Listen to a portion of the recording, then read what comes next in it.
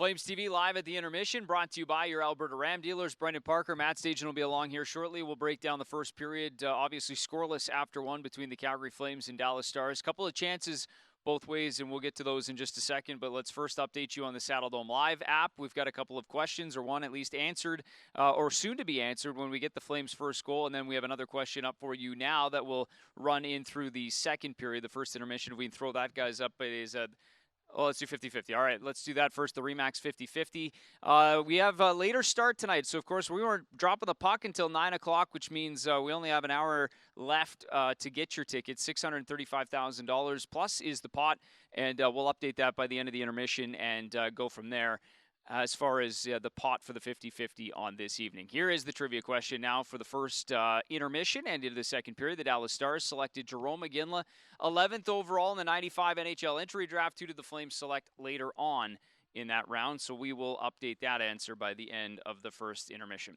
All right, let's go to the Shoot to Win. It is powered by TELUS. We've got Grant now, and he'll take it away with a special guest, we understand.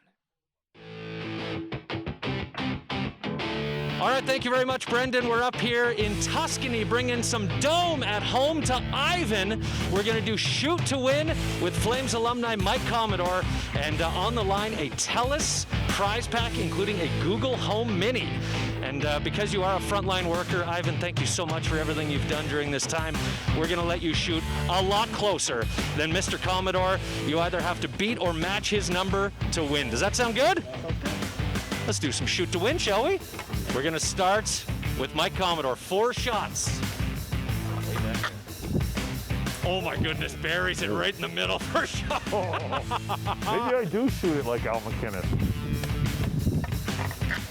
Oh, that's going down. That's a turnover. He was going for the tip. Ooh. Forward. Shot 3, 2 more. We need Iggy in front of the net to tip. Oh my goodness! Buried it! Right in the middle. That's 3 or 4. That's 4, isn't it? 2 for 4. 2 for 4. 2 for 4. That's a lot better than I thought I was going to do.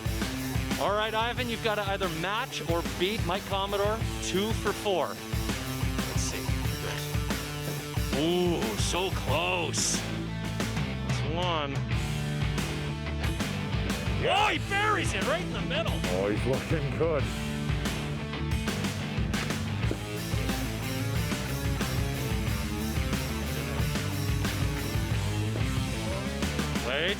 Wait. 1 more. Look at it. Oh, one last chance for Ivan.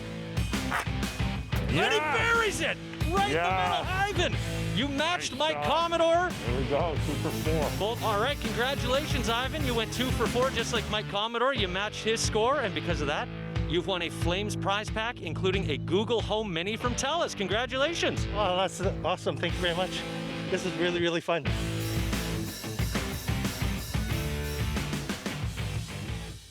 All right, thanks, Grant, and thanks, Commie. I mean, we're here for the analysis, so I think we'd be remiss if we didn't break down the 4 shots there from Commie. That was some good hands by Commie there, and then just went A-wire and 3 feet wide. Yeah. But as he said, turnover. Yeah. He should have shot more in his career, I think, eh? I absolutely. If that's any indication. He was already taking off back after he shot it, so. He was retreating already. All right, first intermission, scoreless after 1. Matt Stajan, Brendan Parker. Well, I mean, first of all, let's just start with the obvious one, and that's there's some lineup changes for the Calgary Flames. Matthew Tkachuk comes out, Mark Jankowski comes out, Alan Quine and Zach Ronaldo come in for the Calgary Flames. I mean, the obvious thing is just to start with Tkachuk. Obviously, a tough blow for this Calgary Flames roster. Yeah, I think we were all unsure whether he would play.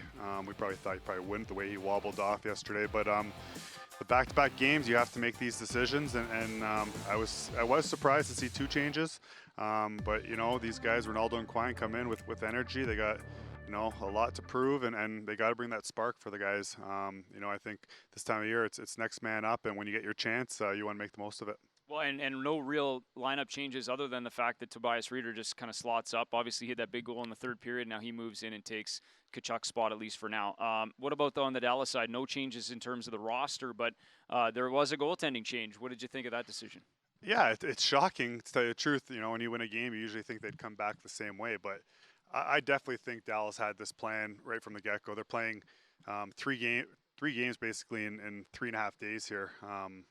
So I think the plan probably was to go back and forth, especially with Bishop not playing much during the round robin, and he's had injuries. So my guess is he probably has some groin issues or some sort of muscle soreness, but I don't think it was from yesterday's game. I just think they probably had a plan to go back and forth, and I'm sure we'll see Bishop on Sunday. Obviously, it depends how this game goes, but I think we're all a little shocked because teams don't usually make changes like that after a win, but we saw Carolina do it as well. Yeah, Carolina's got that nice rotation between Mrazek and Reimer there. Interesting to see the start here for Dallas. Let's no goals, obviously, but there were a couple of chances, and let's kind of look at so often the case. You get a chance at one end, and then often it comes back the other way, just the way the sport of hockey kind of goes. But perfect example here in this first period how that can work. Yeah, hockey's such a funny game. It's like in golf. One guy gets a birdie, the other guy gets a bogey. It's a two-shot change here. You miss a chance and their team gets a chance and they can score. It's like a two-goal swing, but obviously both teams missed their chances here. The post isn't a goal, so I think the Flames got a little lucky here. The lights went on, and that split second here, Radulov kind of gives up on the play a bit.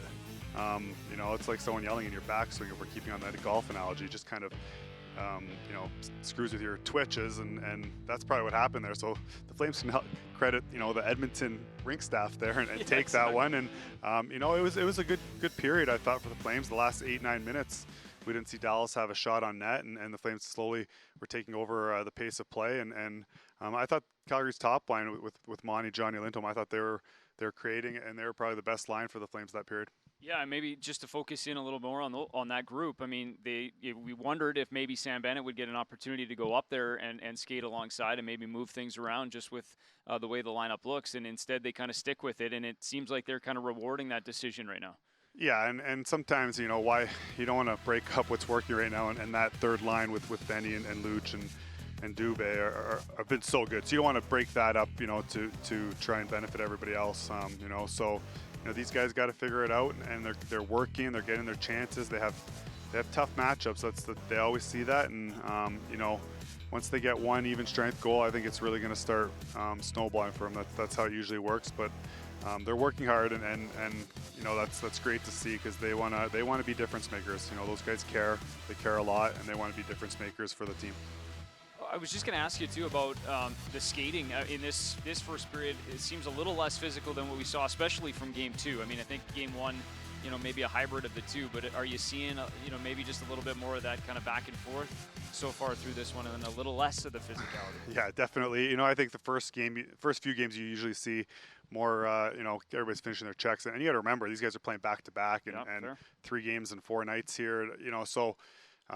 you're still going to finish your checks when they're there, but it's not, you're not seeing it like in Game 1, Game 2 from the Flames where, it was like, some guys, every time they came on the screen, they're going through somebody. So I think that's just, teams feel each other out as the series goes on. And, there was good flow to that period. I thought it was very entertaining. And yeah, we'll see. Hopefully the next 40 will be even more. You ever been in a situation where your start times got pushed back about a half an hour or anything like that, where you're sitting there kind of waiting? It's kind of an odd situation, I'm sure. It's this is so different than anything else, and this whole playoff and tournament is different than anything else, So I think the guys in it, you're playing for the Stanley Cup, and you got to embrace the experience. It's still the playoffs, and the intensity is there, but you're never going to see anything like this. Well, we'll see, but there's never been anything like this without the fans. So it's different, and other than minor hockey, when you're sitting in your dressing room, I don't think you're waiting if a game goes to overtime. We already saw a game get delayed to the next day. So, it's it's about staying positive and ready between your ears. Make sure your mind's in the right space, and if there's a delay, everybody's dealing with it. So, you can't really make any excuses. Yeah, and good thing Canucks ended up finishing that in the first overtime, and then obviously we didn't have to retreat and come back again tomorrow. All right, let's just, before we wrap up the first intermission, we'll check back in on the Saddle Dome Live trivia updates. I think we're even going to update the first goal scorer for the Calgary Flames because obviously we have not seen that happen just yet, so you still have some time to chime in on that result. Dylan Dubé, of course, he has done it for the Calgary Flames on 3 consecutive games, And he is still leading the charge there. And, of course, we still have an answer to the other one that's upcoming as well. But one final update on the RE/MAX 50/50 before we send you off nearing that $650,000 mark. And, of course, you can still go on the Saddle Dome Live app and get your tickets for that. And now nearing the final 45 minutes before the draw will close. All right, the Calgary Flames, Dallas Stars, they're scoreless after one. We still have 40 minutes of entertaining hockey to come, and it'll take you late into the night to enjoy the second period. We'll chime back in the second intermission. Power is a legendary Cummins diesel engine, but when you take all the guessing out of hitching and watch as it makes light work of the heaviest load, that's the power to innovate. Ram Heavy Duty, taking capability to a whole new level.